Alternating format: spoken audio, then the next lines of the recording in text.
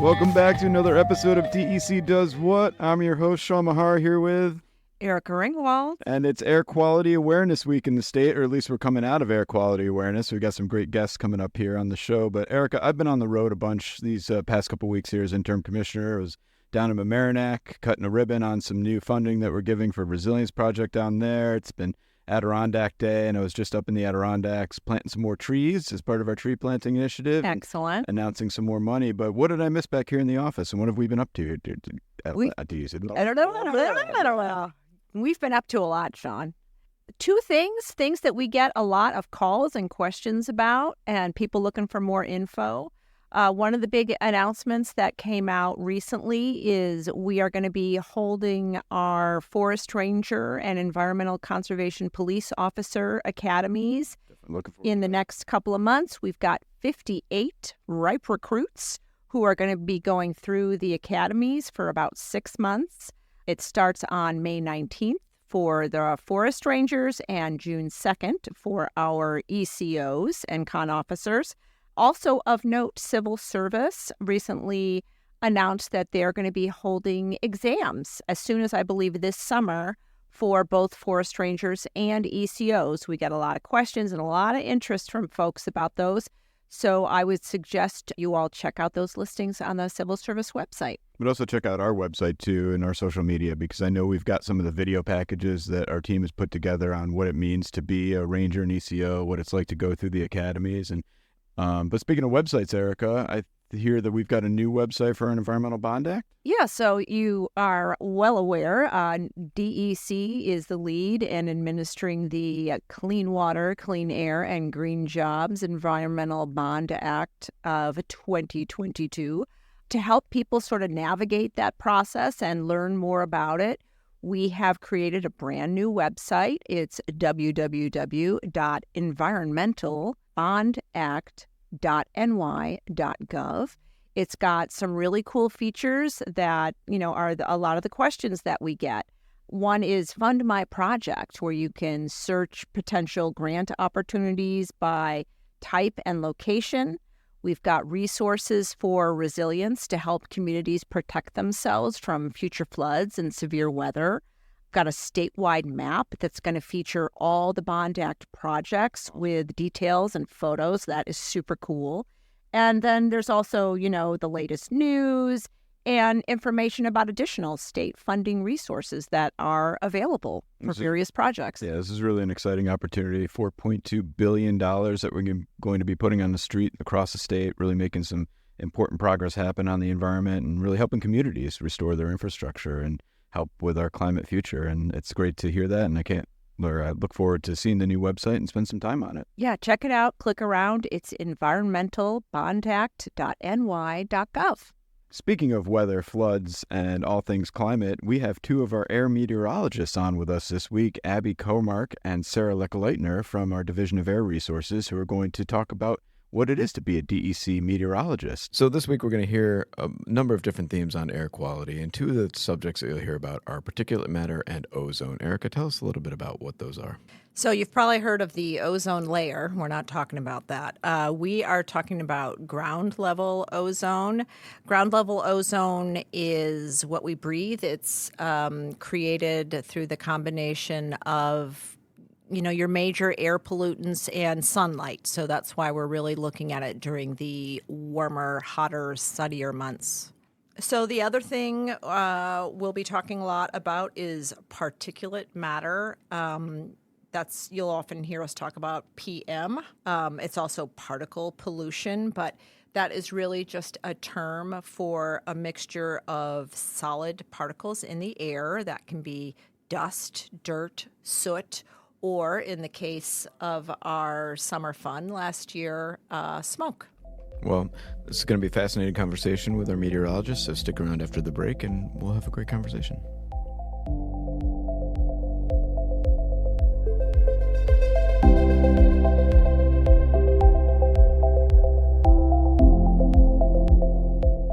Well, we're just coming out of Air Quality Awareness Week here in New York State, and we're happy to be joined by two of our air quality meteorologists for DEC, Abby Komarc and Sarah Lechleitner. Abby, Sarah, welcome to the show. So one of our most newly minted air quality forecasters for the state is actually Miss Erica Ringwald, our co-host here. Erica, what's your experience with air quality forecasting in the state? A long, smoky summer. It was, wasn't it? Yes. So why don't you kick us off with the first question here of our guest today, Erica? Thanks, Sean. I guess my first question is, I learned a lot last summer during the smoke from the wildfires across Canada, which was pretty intense, I think, for everybody and sort of a first. One of the things we talked about a lot is the difference between air quality forecasting and traditional sort of weather meteorology. Can one of you sort of explain the key differences? Yeah, so they're kind of very intertwined with each other, I think is the best way to say that.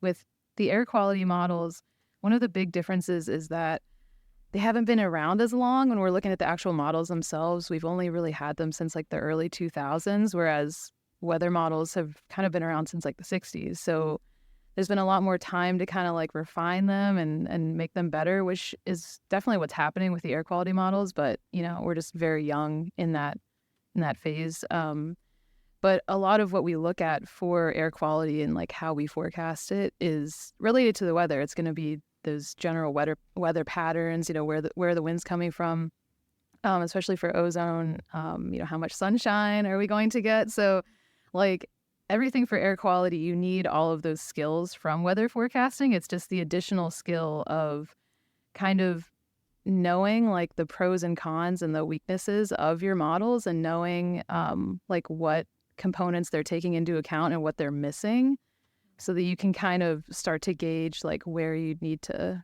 make adjustments.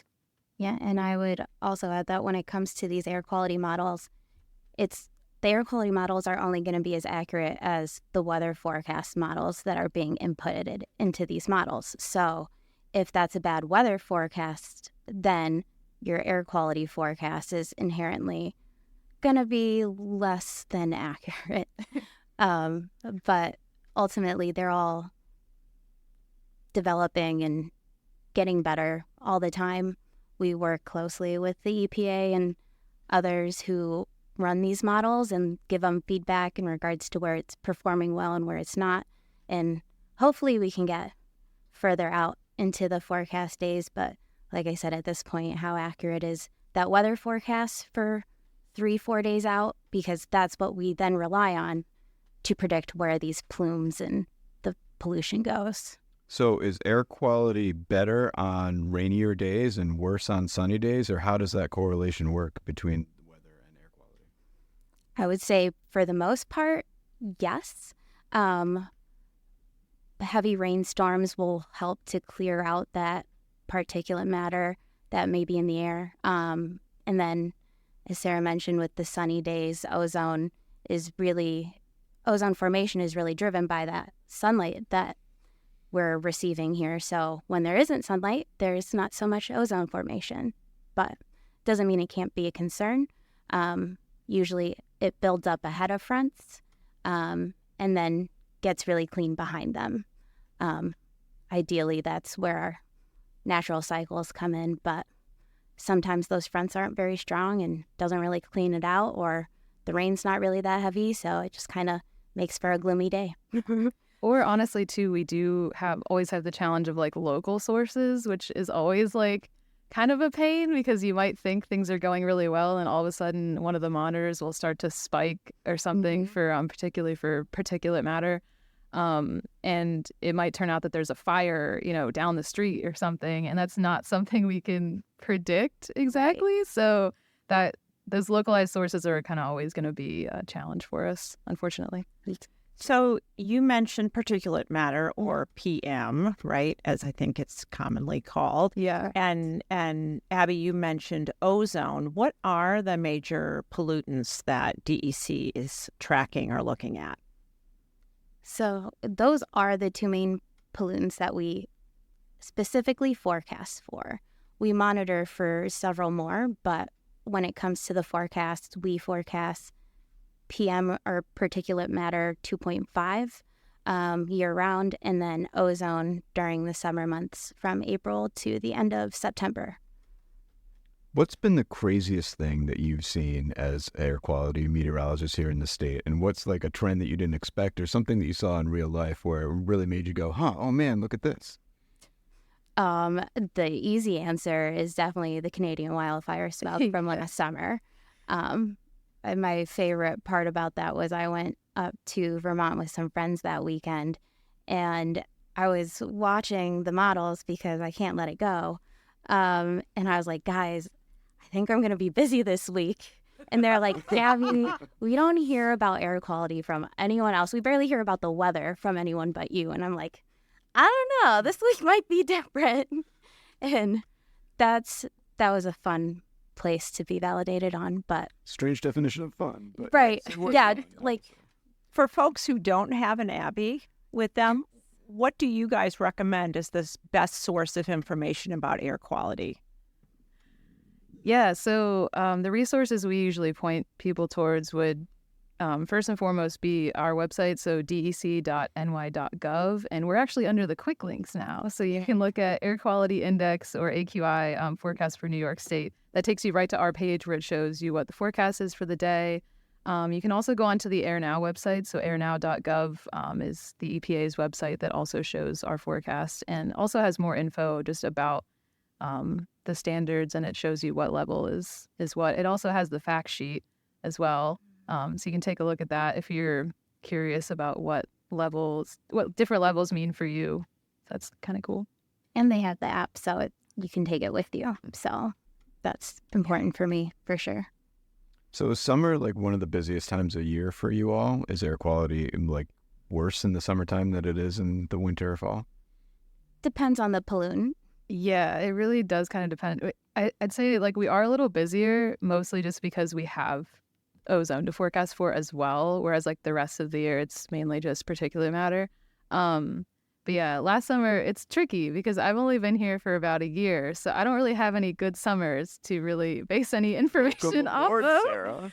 So like last year, I kind of really got thrown into it with all trial by fire. very much. So yeah. So yeah, I mean, last summer we ended up being fairly busy because we did have all the wildfire smoke as an issue, but then we did have ozone to forecast on top of that. But we'll just kind of have to see how the summer pans out. That's kind of how we look at it. We just try to be prepared as best we can. And when it comes to like PM versus ozone, like ozone, you need the warm temperatures and the sunlight for the summertime. That's why we don't even bother forecasting in the winter, because the values are going to be so low, it doesn't have a chance to form. But when it comes to PM, sometimes you can get some of those highest values on those cold, still nights. What ends up happening is all the particulate matter in the boundary layer ends up settling down to the surface. So what we're forecasting for is those surface concentrations. And on those calm nights, when it all settles to the bottom, that can lead to some really high readings for a couple of hours before the daytime mixing kicks in and things start dispersing again. Where in the summer, there's a lot more sunshine and turbulent, like boundary layer conditions that will help disperse or clear out the smoke, if you will, less concentrated. This is fascinating to think about. When you look outside, right, you just think of outside air, but all this stuff is going on all around us right now, and you really super smart people are there to help us really analyze it and figure it out. It's fascinating to hear you talk about it and think about boundary layers and things like that. But what are some of the ways that we're trying to reduce particulate matter? What can people do to address particulate matter on their own? Well, one thing in particular is when it comes to burning that you may do, like definitely right now we're still, we just will be getting out of the burn ban. So just with the burn ban ending and making sure that we're not just burning everything and anything, because those emissions go somewhere. It's not like it just disappears. So that's definitely something that we can all do better about. So as we are approaching, or actually we are in the air quality, sort of the season, as it were, right? Yeah. What do you feel like people should know about the air quality index and the air quality health advisories that we put out with our partners at the Department of Health?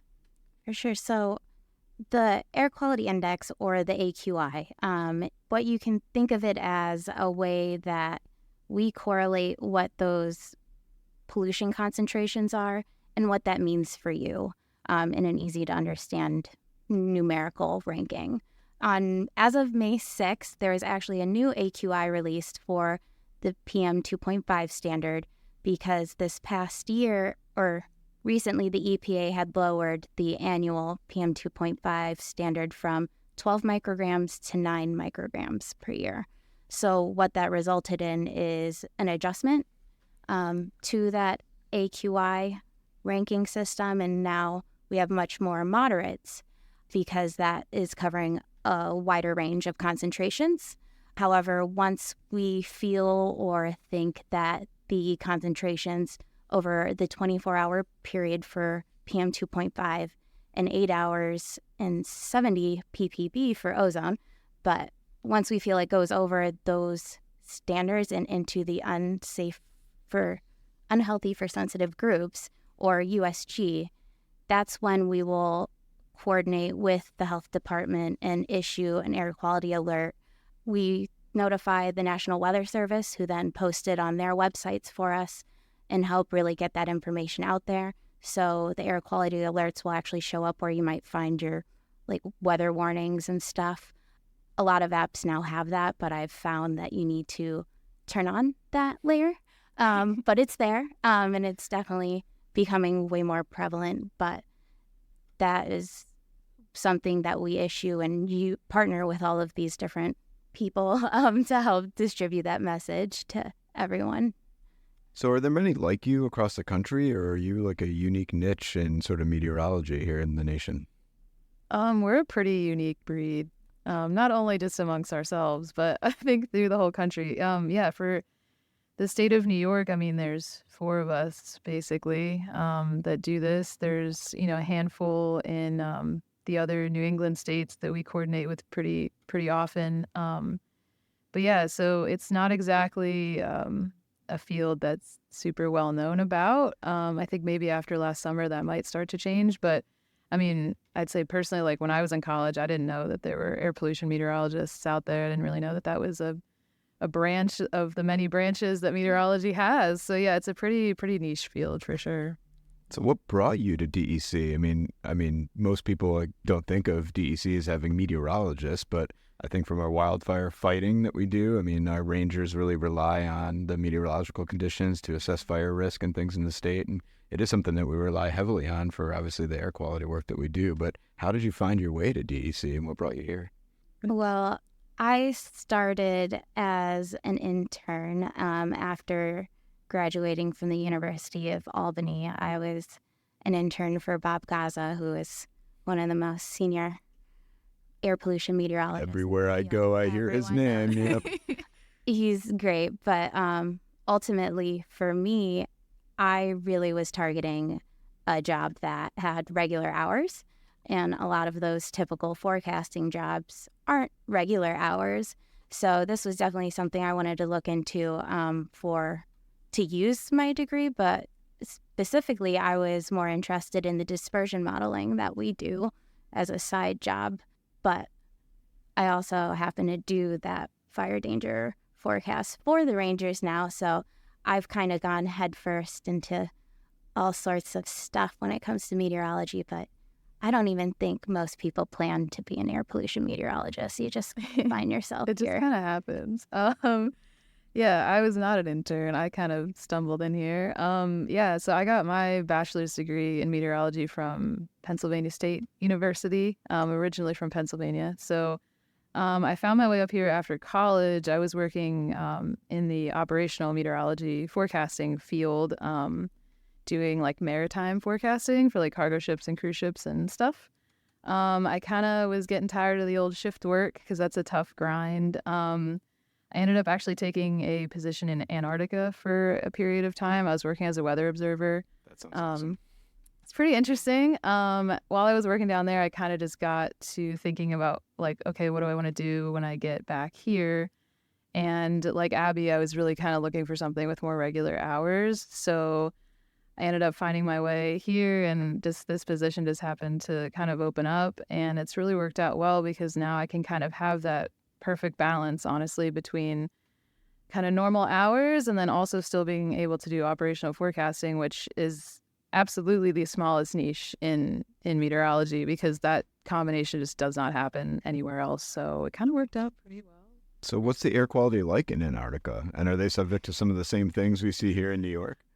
The nice thing about Antarctica is that nobody owns it, so it's all under the Antarctic Treaty. So everybody's job down there is to try to keep pollution and environmental issues to an absolute minimum, because we're trying to keep the continent from getting, touched as much as possible. So everything that goes down there has to come back. So the recycling is a big deal down there. It's kind of tough to know what the air quality is because it gets pretty dusty and windy down there. So I think all the pollutants do kind of get dispersed pretty well. It's always very breezy. So it's definitely a little different than up here. There's just not as many sources from us as there are up here. But yeah, it's an interesting place. For sure. So I know we don't want to get too ahead of ourselves, but the season is upon us. What can you guys tell us, if anything, about what New Yorkers can expect this summer about air quality? We can only do our best guess, I will say. However, at this point, it does seem to be at least a relatively wet spring season. So by now, there was really things were really drying out already last year. And right now, these regular storm systems, while it makes for a crummy week, does help a lot when it comes to that fire risk and seeing those massive wildfires up north of us, because really it was how close they were to us, not that they happened, because they happen every year. Yeah, well, Abby and Sarah, I learned a lot. Thank you very much for coming on. DEC Does What today. We really appreciate all the hard work that you do, and look forward to getting your daily air quality reports in my inbox every day and your phone calls when things are going awry. But you can really go to Erica with that from now on, because I think we're going to keep her as our chief meteorologist. She did so well last year. I agree. Thank you. Thanks, Abby. Thank you. That was a fun new skill set. So if there's anything that you are looking for more information, please visit the website, check out the show notes. If you want to monitor air quality this summer, please go to those reliable sources, DEC's website and EPA's Air Now website, or the app. Download it on your phone. Definitely. Thanks, you two. Thank you. Thank you. Well, that was a great conversation with Abby and Sarah, two of our air meteorologists here at Very DEC. impressive. Learned a lot from them. Super cool. And who knew that you can have a career not just on TV news meteorology, but actually on air quality forecasting. Yeah, here at DEC. Well, this was a great show. We look forward to keeping these episodes going. And really what we look forward to is your feedback. So please email us at contact@dec.ny.gov. Let us know how we're doing and let us know what you want to hear more about. You can also visit the DEC website for more information about the topics we covered this week. Sign up for air quality alerts on the DEC website and more. But most importantly, Erica, what should everyone do? Get outside. DEC Does What is a production of DEC's Division of Communication, Education, and Engagement. Our theme music is an original composition by Mike Menza, wildlife technician with DEC's Division of Fish and Wildlife. Like what you heard on this episode? Please leave a review and share this episode with others. Want to learn more about DEC's wide-ranging efforts to protect New Yorkers and the environment? Visit dec.ny.gov or connect with us on social media. You can find us using @NYSDEC. For more information on DEC Does What, visit dec.ny.gov/podcast.